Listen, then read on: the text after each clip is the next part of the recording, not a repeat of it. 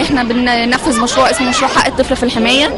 الهدف منه رفع الوعي المعرفي للأطفال والمتعاملين معهم بقانون الطفل ولجان الحماية الموجودة في اسكندرية. هي لجان الحماية دي مشكلة بحكم القانون، لسه يمكن مش منتشرة بشكل كبير أو الناس ما تعرفهاش.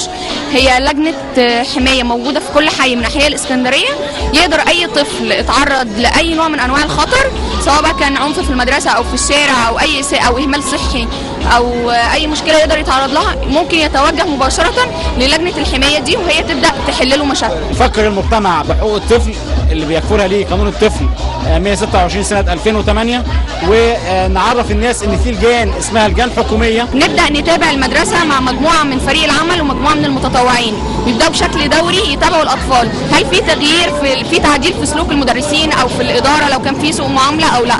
إذا صادفتنا المشكلة دي وإدارة المدرسة ما قدرتش تحل المشاكل بتاعت الأطفال، بنبدأ نتوجه لمدير الإدارة الموجود في لجنة الحماية، وهو بيبدأ بالتبعية يحل المشاكل اللي ممكن يتعرضوا لها الأطفال. الفكرة مجتمع مدني، جمعيات أهلية، بنحاول نضغط على الحكوميين ان هم يكفلوا حقوق الطفل.